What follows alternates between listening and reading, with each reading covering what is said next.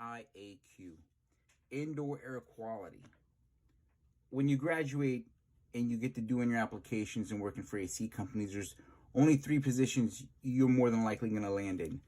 An air conditioning installer helper, a pure maintenance technician, or a service tech. And whether you land in one of these three, it's crucial that you understand indoor air quality, IAQ. That's how you're going to hear about it in the field. What indoor air quality is understanding that there's more to an air conditioner than just making your air cold. The air conditioning cycles the air in the house, recycles the same air over and over and over again. So there's more than just making the air cold. We have to make it healthy. And many technicians only focus on the compressor and keeping the air cold. You have to be able to identify indoor air quality and situations, because wherever you land, whether you're a maintenance technician introducing indoor air quality, an installer installing brand new systems with indoor air quality, or even a sales or a repair person making a repair and then introducing indoor air quality, you need to know about it. They're going to ask you about it in the interview. So let's go. It all starts with UV light. What UV light is, ultraviolet light. You have to understand that ultraviolet light is a component that's sold along the air conditioner. It's very inexpensive. We buy it for about $100, and we install it either with brand new machines, machines that we're doing maintenances on, or new clients that have a machine that's down but have an indoor air quality problem that you need to be able to explain and solve to them. We start with biology.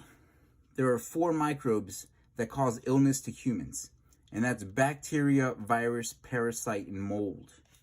Bacteria, virus, parasite, and mold. If humans are sick from something on this planet, it's from one of these 4 microbes here.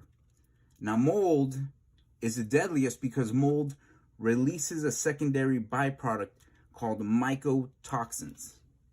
Say it a couple times. Mycotoxins, mycotoxins. Mycotoxins are the only element small enough to go through the wall of the lung and directly into the bloodstream. Mycotoxins are caused by mold when indoor air quality is an issue, which we're going to go into exactly how that works. Let's learn how bacteria, virus, parasite, and the mold can live inside of your air conditioner and then release mycotoxins into the ductwork, because that's the point of indoor air quality, cleaning the air that is recycled over and over and over again. The air is cold, but how do we keep it clean? So if you take a few minutes to look at this, we've all seen in the training classes what the air handlers look like. They're basically a rectangular case that goes up. In the top part, there's a fan motor. In the bottom, we see the coil, an evaporator coil. We've learned that in the evaporator coil, that's where the refrigerant absorbs the heat and then moves it out to the condenser. So this evaporator coil is almost like a radiator coil. It goes all the way across the entire air handler. It goes from the left to the right, from the front to the back. So what that means is that when we have the house, we have hot, humid air that's going in hot into this evaporator coil. So it goes into the coil. The refrigerant is absorbing the heat in the evaporator coil before it takes it out to the condenser. The fan motor is pulling this hot air of the home through the air conditioner. So at the very end, we get cold air that's filling the ductwork system. So we can identify this as the air handler, as we've seen in class, and then we can identify this as the ductwork. This is the ductwork, whether it be your home, a residential home, an office, a business. Every air conditioning system has to have ductwork. And more than likely, you're going to see what's called rectangular ductwork, which what that is when you have rectangular ductwork, you have ductwork that looks like a rectangle. It just goes all the way across. You'll see it up in the attics, and then it carries on all the way through. And it looks like a rectangle. It works all the way back. And you see it feed trunk lines. This is what's called rigid ductwork.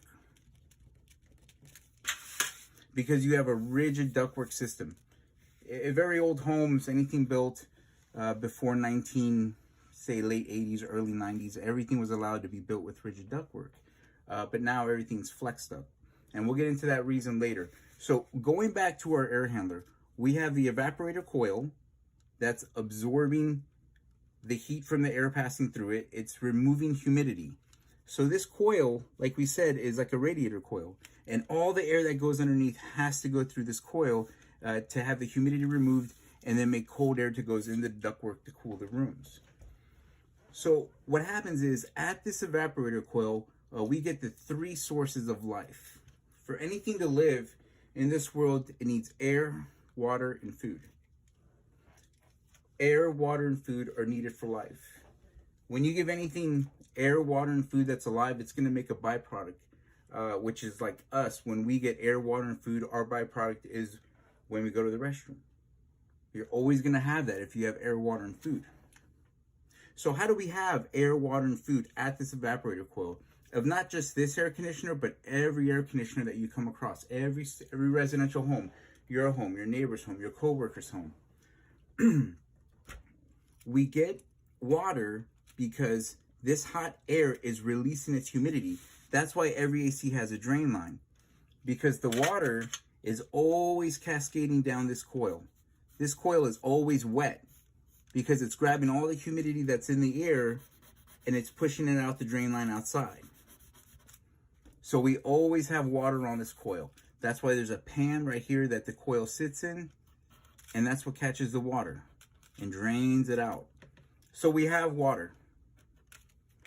We have air because this evaporator motor is pulling hot, humid air through the coil to fill the ductwork system with cold air. So an air conditioner is not working unless it's moving air. So then we have air that's going right through. So how do we get food? We have air, water, and now we need food on this coil. Very easy to get food onto this coil. Food on this coil is anything that gets through the duct system. So pollen, dander, dust, dirt, lint, anything in the atmosphere. Say it's a home that the homeowners or whoever was there never used the filter or took very poor care of the filter. So when that was happening, when nobody was taking care of the filter, dust, all this stuff was just getting up into the system, and then it's starting to get into the coils itself. Say they had 3 or 4 dogs, never changed the filter. This coil is covered with hair. So, and then everything else, the dust particles, the dirt, the lint, say the return is right by the front door and sand's always going in there. So that is food. Anything that is on this coil, that gets stuck in this coil, becomes food. So what happens is we have food that lives on the coil because they've had poor filter maintenance or never had a filter at all, which is a lot of air conditioners out there. We have food on the coil. We have air going through the air handler, and we have water that's cascading off the coil 24/7. Every time it's in cool mode, this coil is leaking water into the drain line. So what happens is when we get that, we start getting life.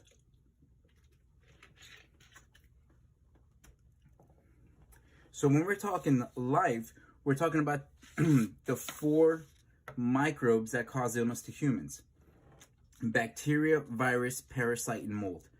Like we said, mold is the deadliest because mold releases a secondary byproduct called mycotoxins. Mycotoxins are the only element small enough to go directly through the wall of the lung, directly into the bloodstream.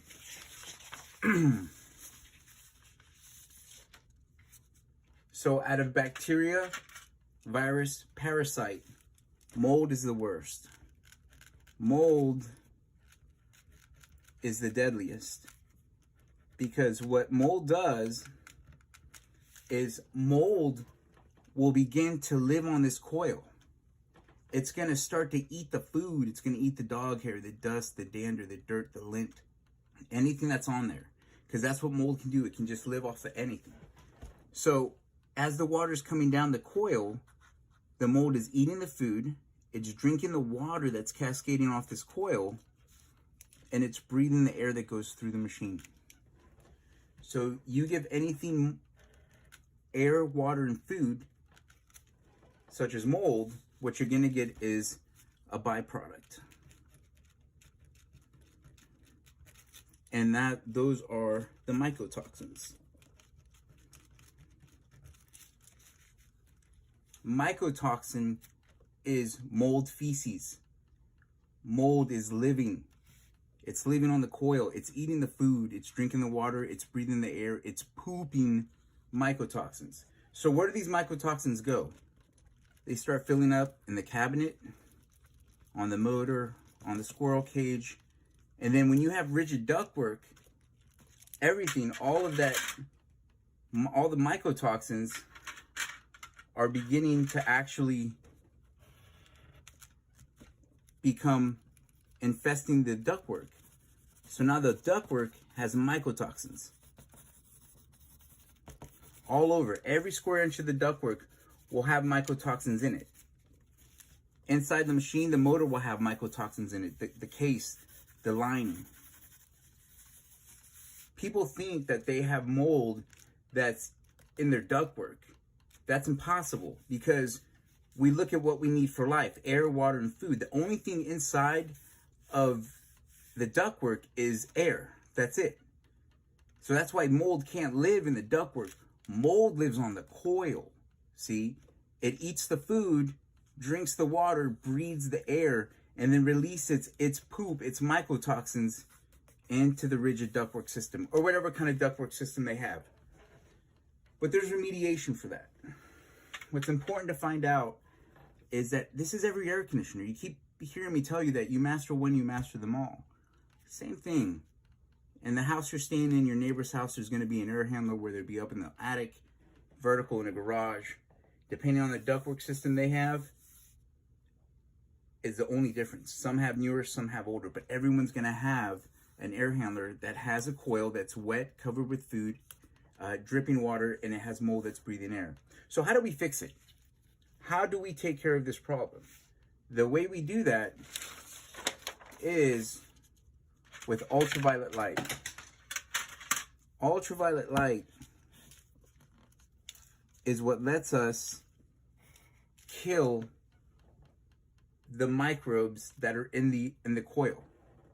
Ultraviolet light, when it's used correctly, will stop the biology. What this is, what we have here, is biology. The biology of mold that can live on a wet coil that's covered with food, breathing air, and then release its poop into the system. That's biology. The way that we combat that is with technology. And those are ultraviolet lights.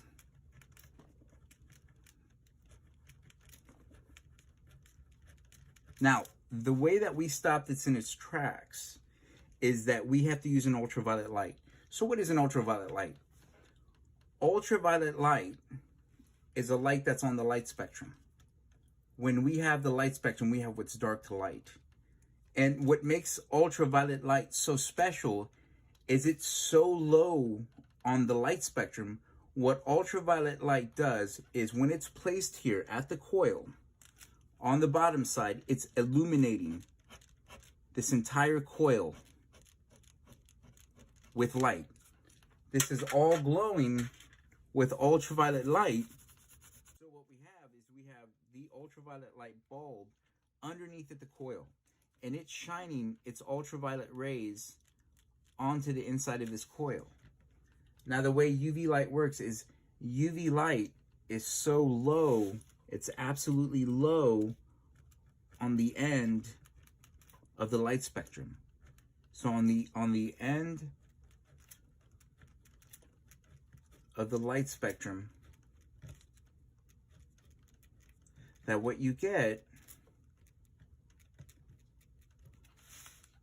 ultraviolet light is so low on the end of the light spectrum that the ultraviolet light, what it does is that light will actually shine through the cell walls of bacteria, virus, parasite, and mold. Ultraviolet light is so low on the end of the light spectrum, it breaks through the cell wall of bacteria, virus, parasite, and mold. It breaks the replicating DNA. The UV light breaks the replicating DNA inside of this coil. So that way, when you're breaking the DNA, nothing can reproduce. You know, you can have food, air, and water at the coil, but if UV light is present at the coil, the UV light prevents mold from growing on that coil. It prevents bacteria, virus, parasite, and mold, which bacteria, virus, and parasite will not consume air, water, and food and poop mycotoxins. Only mold will. So the way that we fix this is by installing an ultraviolet light at the coil, which means if the unit is on a stand, like many of our trainers are in a stand in the rooms and the air pulls up underneath, when the UV light is on, you'll actually see the UV light shining out from underneath the bottom of the machine, because that's where it should be. It should be underneath the coil. The problem is with UV light is many technicians want to install it over here by the motor because it has a magnet, and the electrical is up here in the top of the machine, so it's easy to put the UV light there. But when the UV light is there, it's ineffective. It has to be at the bottom side of this coil, because that's where everything takes place at the same time. That's where the air, water, and food all mix, on the bottom side of this coil, because this coil is thick, meaning that when you look in an air conditioner and you look at an air conditioning coil from the top and look down, it's always shiny. But if you get out underneath and look up underneath it, that's where you see the collection of food, and that's where you see the mold living and growing. So UV light will shine in here and prevent the bacteria, virus, parasite, and mold from replicating. Okay, so what do we do with the ductwork now? The ductwork is contaminated with mycotoxins. When it's rigid ductwork, this is old school ductwork that is pure fiberboard. Every piece of this ductboard is fiberboard. All of it. That's the way it was done a long time before we had flex duct, especially in much older homes. The problem with rigid ductboard that's fiberboard is that it's porous. So this is all porous. What porous means is that it's almost like a sponge that has holes on it, and it absorbs everything. So when this ductwork is completely porous, all of these mycotoxins embed themselves into the ductwork. And when they embed themselves in the ductwork, it's impossible to sanitize it. It's like a carpet that's absorbed all the mycotoxins. You can't clean a carpet. So when you have a situation like this, all of this rigid ductwork has to be removed. It has to be cut out. I'm gonna attach a video after this one that shows a job where we cut open old rigid fiber ductboard that was infested with mold inside itself, because it had been there 40, 50 years catching the mycotoxins from the AC that had been there with no ultraviolet light, because ultraviolet light really only came to us in, say, about 2005. That's when ultraviolet light started hitting the market, and you started seeing a lot more putting it in residential homes. So what we need to understand is that being able to explain indoor air quality to the homeowners and understanding it yourself makes a difference between understanding how ultraviolet light works and how it doesn't. Remember, there's 4 microbes that cause illness to humans, which is bacteria, virus, parasite, and mold. Mold is the deadliest because mold releases a secondary byproduct called mycotoxins. Mycotoxins are the only element small enough to go through the wall of the lung directly into the bloodstream. We agree that the evaporator coil is consistently covered with air, water, and food.